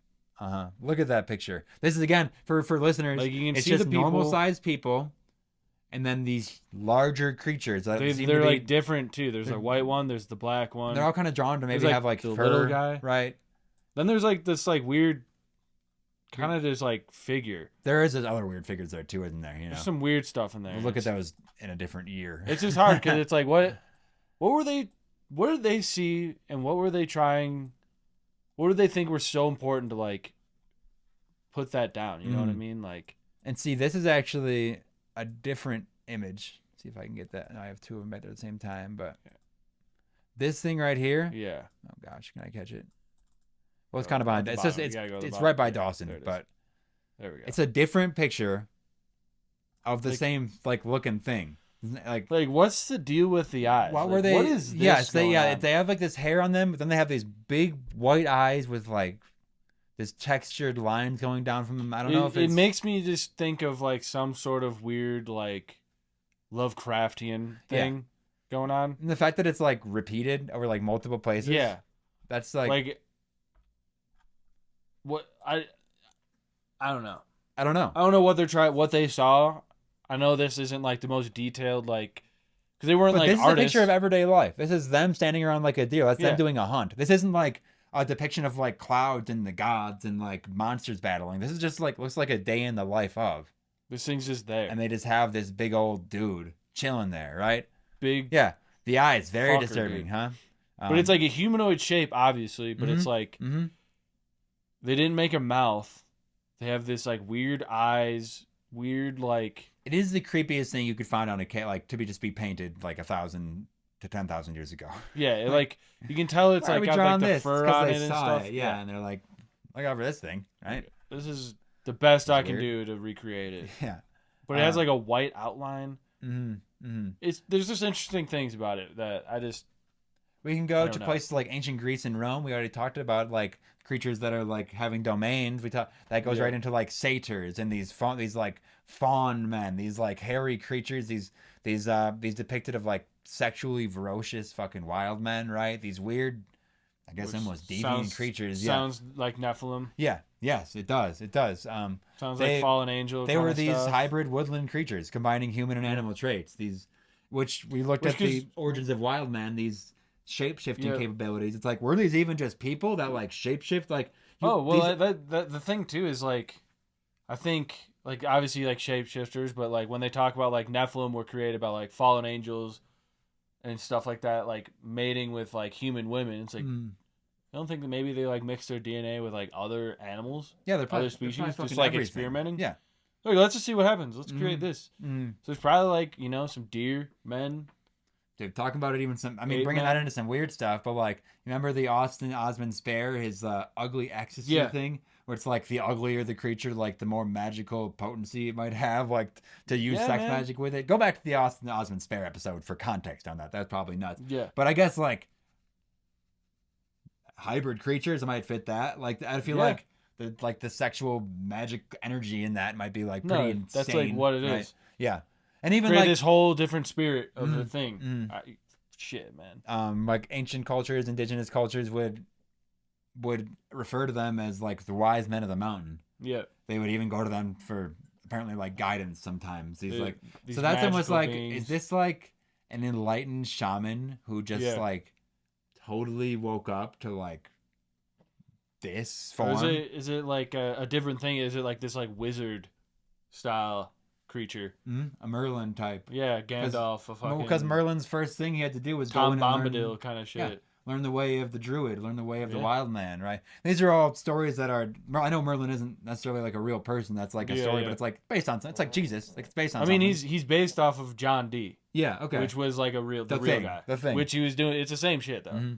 It's like, I mean, there's not a lot of like records, but he was like the like wizard of like Alexander the Great. Yeah. Like John Dee is. We'll get into that. I like how it's all connecting though. But like the first tasks of any like magician, of any like wizard, like not the first, is like to go like learn the first magics, which are like wild man magics, like like transformation. Some Mother it's Earth, like, it's like knowledge. It's like it's magic, but what I think it is like this like Mother Earth like wisdom, this connection with nature that you can like focus and harness and like master. That's like but the you have to go druidic- figure it out. Yeah, that like druidic style of like you just are the earth as well. Yeah, like, and you can encompassing. It's just like how we talk about work like, with nature itself, trying to like mantling entities, like becoming or like basically like gaining the powers of something by just like their consciousness like taking over yours. That's what the natives do with like their like dances and stuff. Like they do dances, they like wear this stuff to like. And they take form of like the bear, the eagle. Yeah, like, I'm almost just like, is that even any different than like mantling a god? Like just like transforming it. I think it's exactly the same track, thing. right? That's what it is. Yeah. So like totem poles are like, it's these rituals. That's why they do it to like, you know, like certain times of year to celebrate certain things, to ask for certain things, to like, you know. Yeah, that's interesting. Yeah. That like druidic stuff is entirely interesting to me. It's beautiful. Not only that, it was the first class I ever played in World of Warcraft. Yeah. Also, sick. Yeah. Thinking myself as a bit of a druid myself. A bit of a druid myself. Yeah, Tauren. That's why I need to get in the woods. Yeah. That's why I need to be in the woods. It's been too long. Man. Just like more early stuff, like not like we're in the 18th century, like Spanish explorers or like devastators, however you want to call them, and like Mexican settlers. Told these like tales of these tall, hairy, man-like creatures that were already in the Americas. They were early records demonstrating that the concept of these Bigfoot-like creatures had existed in all these cultures already for thousands of years, and they just continue to see this like modern Bigfoot phenomena. Right? It's like still emerging all over. Like some indigenous cultures. Yeah, I guess we're just kind of taking it to the origins and like the starting place for a lot of this. Some indigenous cultures like. We'll keep on going back to like they include this Bigfoot being in their creation myths. The Yokut of California have a story depicting this hairy man as a part of a council of spirits, like other things, which I like that idea. That decided humans should walk upright. Yeah. Whoa. Bigfoot was on a council of spirits. It's like basically you see Bigfoot and like a gray alien and like a mantoid and like a Lumerian and like a round table. And they're just like, do they upright? Are they walking upright? They should probably walk on their two legs. That's like, I mean, that's kind of like a silly depiction of it, but it's like this idea, like how spirits can change and stuff with demons and all this we talked about. Please listen to other episodes because it's so hard to get to this point because we have so many other concepts working in this, right? But this entities not being good or evil but working for their own kind of efforts and like at some point is like an alien just like an ultra dimensional like a planeswalker almost moving between different areas of existence. Like do they then get to come down and be this person guiding us? Is a Bigfoot one of them? Is a Bigfoot I almost could see like these other spirits that Bigfoot is with like consulting with, they are more like these like otherworldly things and a Bigfoot would be like something from the Mother Earth that was raised up and then got to that level and got like invited to the council. Right. Yeah. It's like it's like the woodland guardian. It's like how like how we think we're gonna get like uplifted and join like the space like ultra space and like get like credits and now you're part of like a multi-world system. It's like maybe Bigfoot did that like a million years ago and they just like teleport in and out to like check on everything. Well, that's like and like hold council with all these other things that are currently trying to. I've heard a theory that they're like Bigfoots were like have like their own planet, and they were kind of like dumped off here because their planet was like destroyed. Oh. And now they're just like hiding. Okay. Because they're like, you know, that's where all these like myths come from and stuff, and like there's like treaties that have been made with them. These are all so close to the same thing. Like, but it's whether they're exiles or like coming, how they get here or like where they come from. Yeah. And or like inner Earth shit. Like it's inner Earth. It's like that's why they're if like, someone all somehow saw this socially planet, and that's how they know. It's like maybe they were just taken to a different plane that's overlaying Earth or something. Yeah. That's that you get to then once you say like the extraplanar stuff, then you get to throw in stuff like they can shift in and out of reality. So that's why you don't see them. That's why they like hit portals and stuff. That's why like you see it, and then when they like move away, they just like disappear when they get into the woods. It's like, so yeah, that was that tale of the upright stuff. yeah, That's represented in ancient petrographs, estimated to be at least 1,000 years old. So that like idea of like Bigfoot holding counsel with other spirits, it's from 1,000 years ago, guys. Okay, that's like, which I mean, Bigfoot. It just. Yeah, and then I feel like we just all have like an amnesia, like a not amnesia. Is that amnesia when you forget? Yeah. Yeah. We just have an amnesia. Yeah, collective like amnesia about what the this was. fuck anything is. Yeah. That like Once for we real. threw out witches, but I we're think like yeah. our cells, our DNA, like our genetic memory, I think is like knows it. So when we see like certain like stories, certain like mythology, certain like just like any like fiction and stuff that's like takes from that shit that like is like channeled from it basically. That's like why we like enjoy it because we're like, oh, this is like the real truth. Yeah, it's vibrant. It's like this has like a part of that real truth to it. And whether it's like nothing's exactly like there, but it like stems from those like original stories. Those like archetypes, all that like it stems from like the real truth. Yeah, that's like why you like. Yeah. That's why I like people like when there's really good art, really good stories being told. Like people just like agree that it's good. Well, yeah, some people it's not like their taste. You look at like whatever. Like that is good though. You look at like animal stuff, like instinct, like how that evolves. Apparently, is like over many thousands and millions of years, like just like ways of doing things and seeing things like that evolves into something like that's just in the back of your mind. Like, okay, go migrate now. Like, or like it's like that's part of the madness. Yeah, well, too, we got to go this. Yeah, like every like way. behavior that an animal has basically is like built from an evolutionary like. Yeah, they're like they're pulling from that. So it's like to say that we might have some sort of something dormant based on like thousands of years of seeing something, and even though it's not there anymore, it's like that trait didn't go extinct though.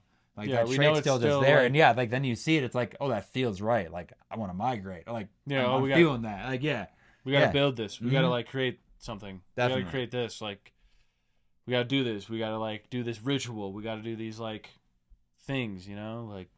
That's the magic. That's like part of the magic system overlaying them. For real. It's like in the DNA part of it, Other tribes, saw them as ancestral spirits embodying the wisdom of the land and lessons learned through harmonious coexistence with nature. Yeah. So like druid idea. That druid idea, that like idea of even being like ascended, like and like being able to come in and out because they have like just fully becoming one with like the earth. Mm-hmm. Reaching that like nirvana state with like Gaia, like what else here? Bigfoot was seen as a messenger or a being that can cross between worlds in some of these tribes, right? Serving as a reminder of the interconnectedness of all living things. It was seen as something that can cross between worlds. I mean, that's literally what we just said. We've been just talking about that. That's what we just said. Yep. The Lakota Sioux speak of Chiv Tonka, a great elder brother who watched over the land and its creatures. That's like a Bigfoot spirit. That's like a specific one, Chiv Tonka.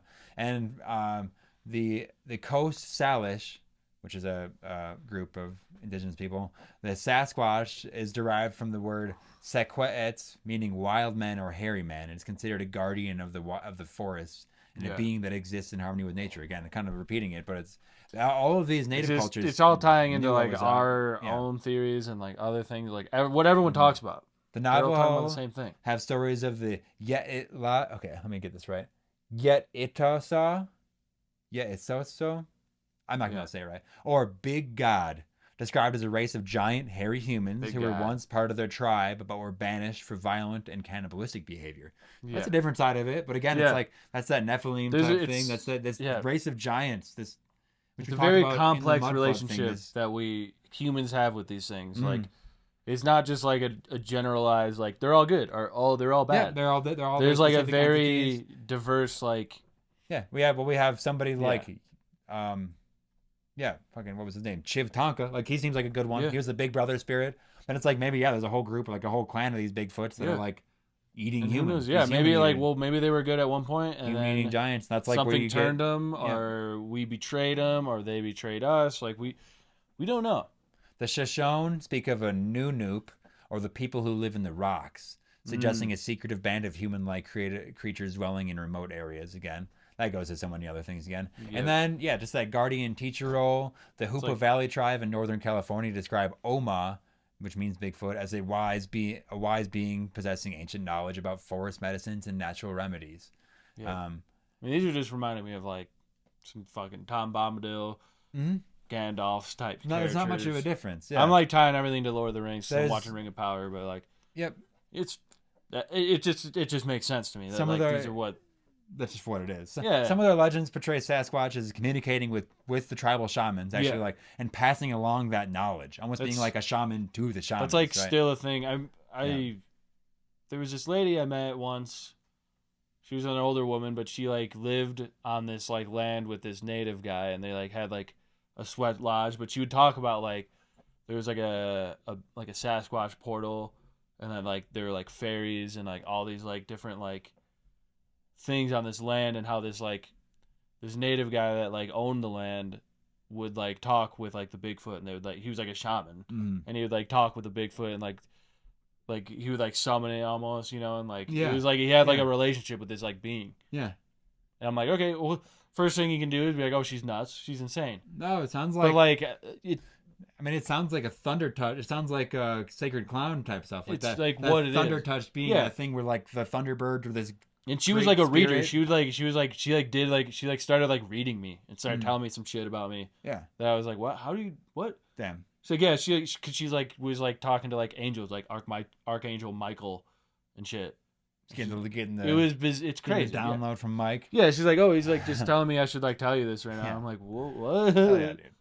That's That's She just like invited me out to that place, but it just kind of never really, kind of just fell through, That's okay. which is Well, fine. yeah, That's just yeah. like, whatever. I'm not I think ready. we're I done want it here, too much. Doss. There's more Native American stuff. No, There- hell yeah. There's so in one specific, there's actually one origin in some of the Ojibwe believed there was it was a spiritual warning. They the Turtle Mountain Ojibwe, that's a bit of a certain tribe of them, believed that Bigfoot called Rugru appeared in times of danger or psychic disruption to the community. But okay, that almost gives it like a Mothman entity thing, where it's like a harbinger, right? Which maybe it kind of is related to it. And then Hopi elders see Bigfoot as a messenger who appears in evil times as a warning from the Creator that humans have upset the harmony of balance of existence of the balance of existence. So these like little warning ones are kind of interesting. This harbinger quality where it's coming to like tell warn of things. Probably going to you did bad. going to the Bad's elders, going to coming. the shamans, yeah. And Interesting. then from there, we're gonna get okay. There's like this whole spiritual entity. That's almost where we can take it to like the interdimensional stuff. I want to take a quick break here. Yeah. Let's. We're gonna come back, talk more about Let's that. I want to reset go here. over some papers from the University of Idaho. I want to Yeah. go over some specific swamp ape footage, some stuff that has not been disproved. I want to get you to look into the eyes of a swamp ape today, folks. So check the Yeah. video for that. We'll be right back. Pumpkin Hill Radio.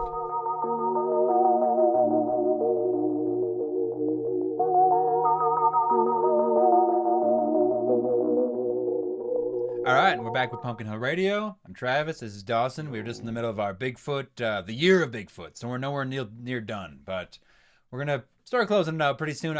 Before we do that though, we're gonna talk a little bit about. I don't know. We're just gonna read a research paper from isu.edu. That's the Idaho State University. I just pulled some quotes from this and things that I thought were kind of pertinent to this beginning. Martin's just going full hog up there. You got to get on the video. You're gonna see a cat doing acrobatics right now. Yeah. So Just on my shoulder. the concept of Bigfoot research, and this is almost like a retrospective on the actual researcher and everything now. Yeah. So the concept of the Bigfoot researcher and its relationship with science and scientists developed within a cultural and historical context that extends for centuries, with sightings of a North American wild man, the predecessor concept to Bigfoot, dating back to the 18th century. Homo forense, wild man, appears in Carlo Linhouse's first taxonomical work, Systema Natura, in which Linus depicted him as a hairy mute and walking on all fours. And that's what that first depiction of like a weird Bigfoot half man creature would be, or this like missing link. Throughout the 1800s, sightings showed up around the United States in local newspapers. Wild men were described often as half man and half bear, ape, or gorilla. Most often, the wild men were described in articles of oversized, naked humans. However, the concept of an ape man and descriptions of it as being like a gorilla found their way into the newspaper articles after the discoveries of these species were made. Native American tribes, particularly in the Pacific Northwest, had stories of creatures that were half man or half human, half beast, or of giant hairy people. That's what we went over already. Yeah. In the post-World War II period, 1945 to 61, Eric Shipton, one of the mountaineers who had been to the Himalayas attempting to summit Everest, took a picture of a large footprint in the snow. The picture was picked up in a newspaper in 1951 and distributed widely. The 1958 findings of the footprints in Bluff Creek, California, thrust the North American wild man into the worldwide public discourse. When the story of a picture of bulldozer operator Jerry Crew was picked up by wire services worldwide, it is in this context that the scientific community discusses. Okay, excuse me, one more time. It is into this context that the scientific discussion of Bigfoot and the Yeti begins. Okay. So that's kind of stumbling right there. Kind of a lot of weird little, not big words, but just some real. But like that's real like evidence. That's just like the study of Bigfoot in its current form. That's kind of where it comes from. That's where it started with these people, with this old wild man, with all this stuff, right? Mm-hmm. The beast appealed to hunters for the same reason that the Yeti had intrigued the British mountaineers. It was evidence that the world was not yet fully explored, that there was still room for a man to test his mettle, to touch the real behind the false front of consumer goods and scientific arrogance. Yeah. Okay, scientific arrogance. You like that? You like that? I like that. That's almost as good as fucking. Saying. Yeah. Yeah. This guy's got a whole business. Yeah. The Field Guide to Sasquatch represents a crossover text from the first wave of authors developing this study, since the Field Guide still only dedicated 28% of the book to the scientific evidence and hypothesis and leaves the rest to discussion of eyewitness accounts. For comparison, Meldrum published the Sasquatch Field Guide in 2013, which is 10 pages and solely focused on the scientific examination of Bigfoot. So that's kind of like the other side of it is like, is it the study of Bigfoot or is it like talking to witnesses about their like sightings? Because there is a difference and like they kind of go down a little differently, right? Yeah. There are those among this is a quote from Sanderson, 1961. There are those among anthropologists today who maintain that the entire tropical and the whole of both the north and southern south temperate belts of the old world were inhabited in succession by first subhominids, then Australopithecine forms, then Pithecanthropines, then Neanderthals, and finally, either contemporaneous with the last or following them, modern man. This is saying that, again, this was kind of the pre ice bridge thought, was that these even older forms were still there. When Napier, he's a studier there, a researcher, began writing his book in the 70s, many more discoveries had been made about human evolution. He described these three schools of thought about the moments when the human stock separated from the ape stock. He indicates that the earliest school of thought believed this happened between 15 and 20 million years ago, and the earliest school believed it happened between 25 and 30 million years ago.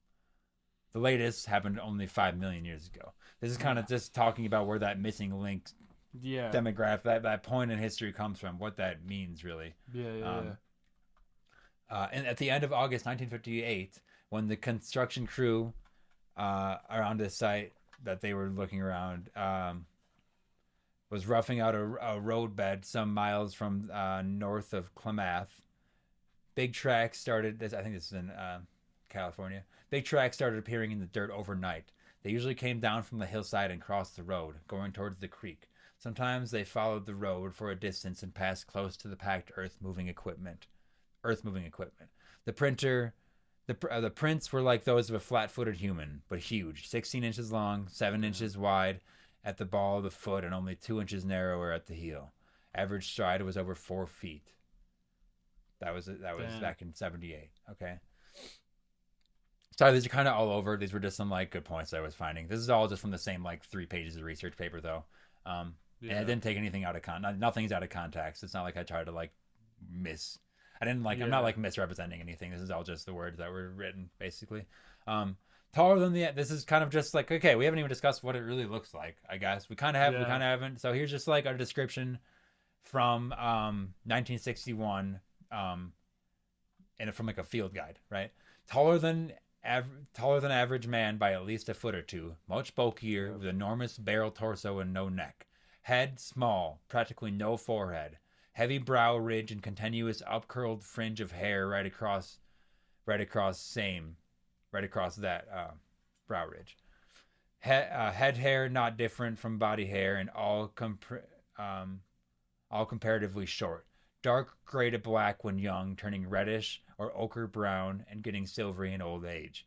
Face light when young, black when adult. Prognathous prognathous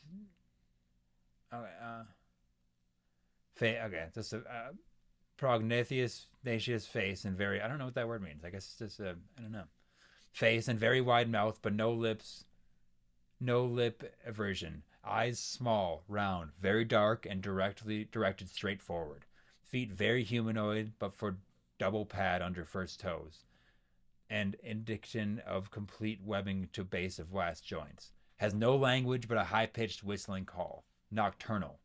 Does not have any tools. Mostly vegetarian, but takes some large animals and cracks bones. Retreating and very alert. Wily and afraid of man, but will attack if cornered, molested, or scared. Do not molest this thing, Doss. Indications that they try to kidnap human females for breeding purposes.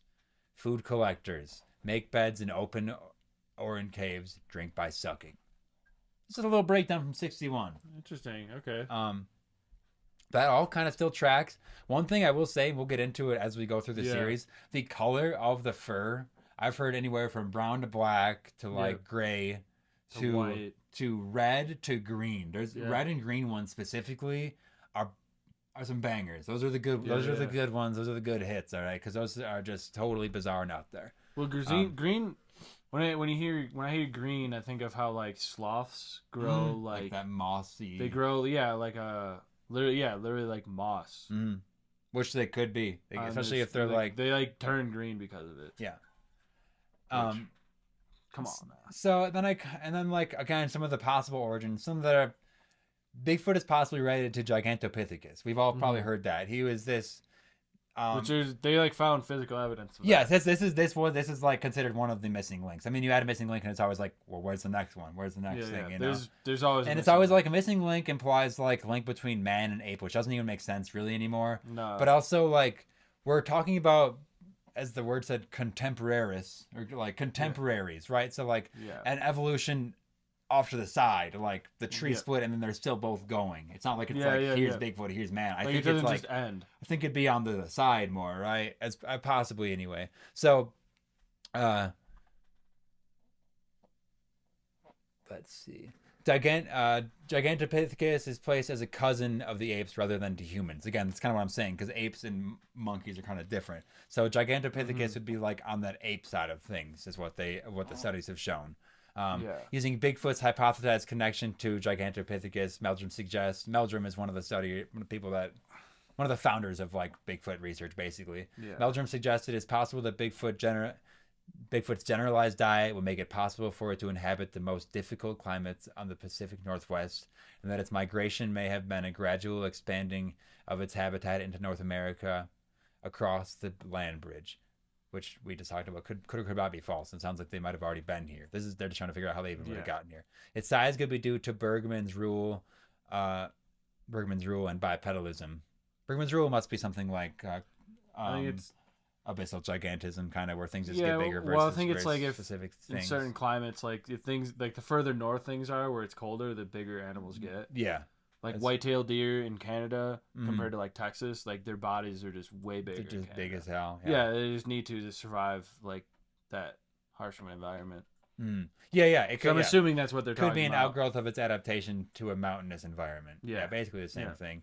I did want to shout out real quick, if y'all have any sightings, first tell us. But also, if you want to see like a big map of tons of them, like pinned on the map, basically, bigfootmap.com, straight up. You can report your shit there. But that was just... Which we'll have to get the map of that map with like the missing 411 map, the cave maps. I want to like, overlay all UFO these sighting things, maps. baby. Like, yeah.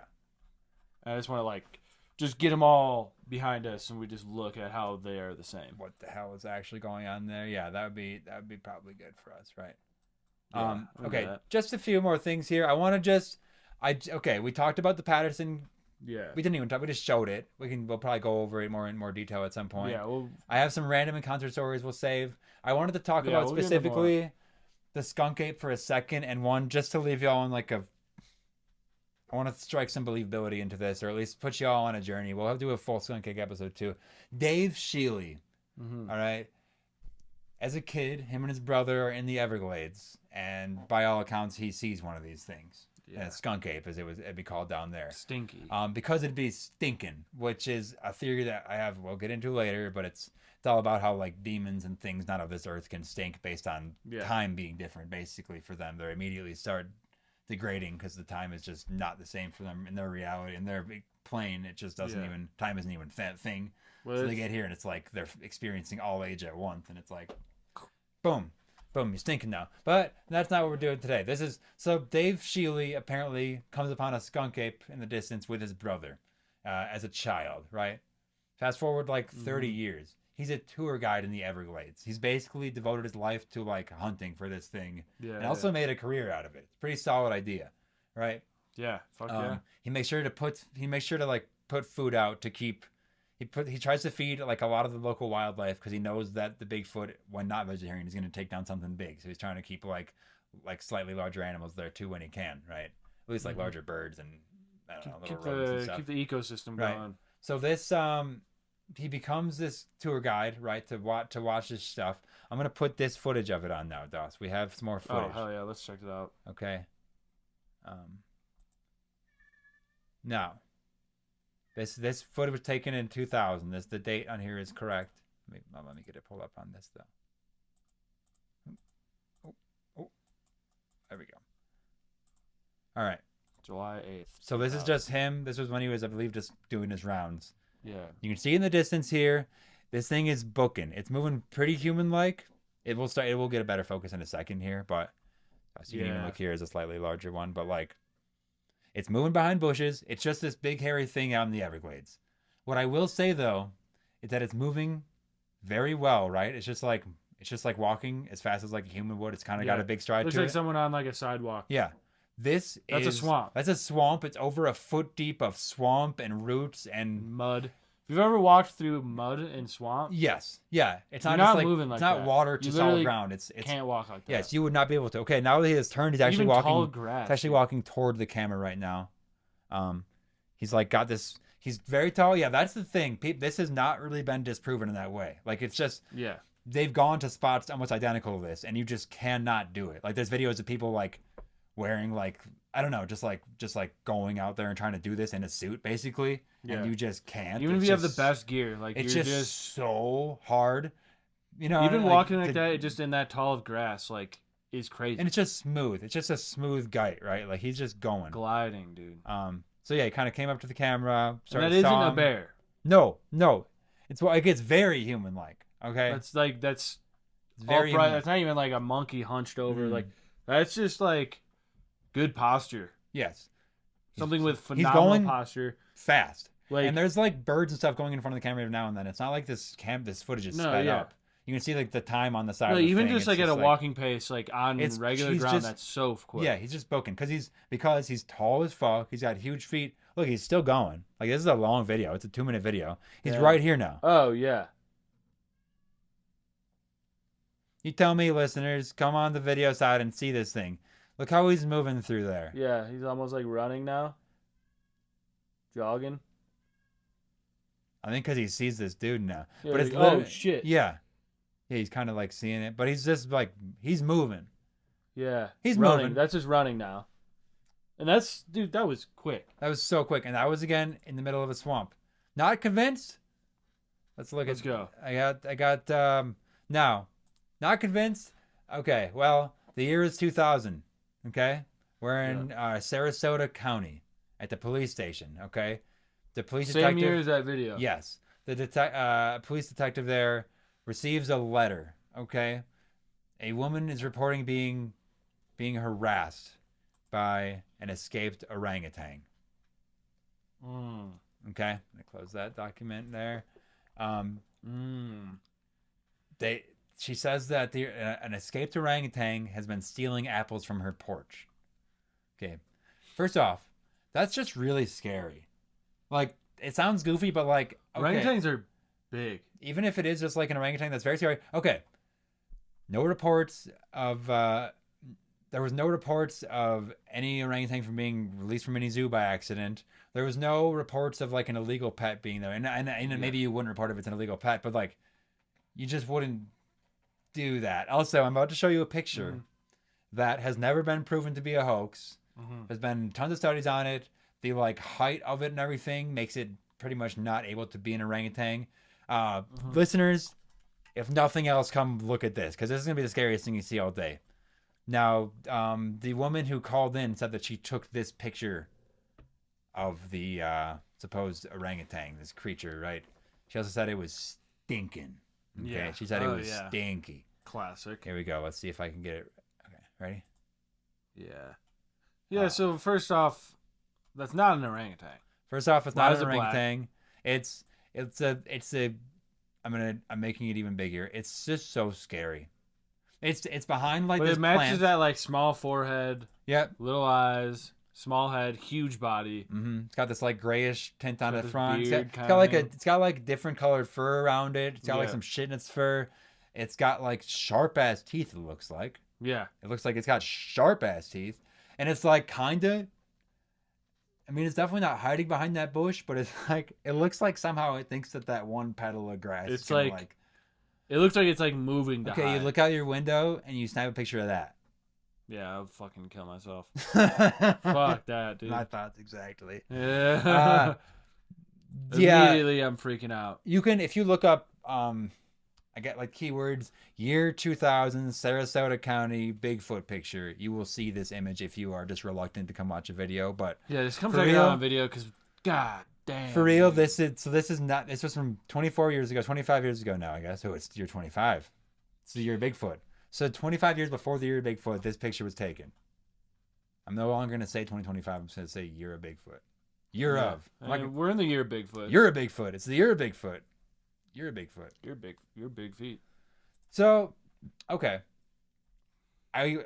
Dawson's seen me scroll through all these notes. I have a lot Yeah. more, obviously. I've promised the listeners a whole year of this. So don't worry, We listener. have a lot to get into. I just wanted to throw a general thing up there, go to some of the primordial Let's stuff start. with it, talk about a few sightings, look at a few things. We are going to debunk and rebunk a bunch of stuff ourselves throughout Yeah. the year. We're going to try to interview actual Bigfoot. I guess I don't know if they even want to be called Bigfoot hunters, but it's just like I don't like the term ghost hunting either. But it's just like it's Bigfoot. just, We're going to interview some Bigfoot researchers, right? yeah. We're High going strange. to talk about individual stories. We're going to find the highest strange version of Bigfoot stories. Yeah. And yeah, you can expect at least one main focus Bigfoot episode a month. Probably Bigfoot sneaking into little bits of episodes here and there. Bigfoot updates. We can like start. Yeah. That can be like part of the intro. We can figure that out. Yep. And hell yeah. Dawson, thanks for sitting along with me on Yeah, this this has ride. been nice. I cannot wait for Really nice to be back. the year Bigfoot. It's so good. This is It's a so good to be great back. start of the year, dude. It's good to have the year started. We didn't even really mention, but we have brand new microphones. We're beautiful. And a brand new MIDI. It's so beautiful. Yeah. And working on getting new headphones now. Details not disclosable, but they are going to be this is nice equipment now. So It's smooth. yeah. And once we get like our intern in here, Once the video is gonna get so good. yeah, like we'll be able to work out any kinks kind of on air. 'Cause You know? we're just going. Damn, look how We're just crispy going the into video this. looks now. Finally, Yeah. Jesus. But once Andrew starts helping us, we're gonna be looking nice, dude. Yeah. We'll get a new whole setup going. Might even just be sitting differently. We might be facing each other. I We don't might know. be facing each other when we do this again. We'll see what he's got for us. But we're good right now. I'm going to close it out with just a little something that Jane Goodall has to say. Nice. Let's see if I can type this in correctly. The hills. This will be over video. This was where I was meant to be. I want to talk to you about something that some would say is fictional, but you would say, hold up, we don't know for certain, and that's Bigfoot. Everybody talks to me about. I'm romantic. I would like Bigfoot to exist. I've met people who swear they've seen Bigfoot.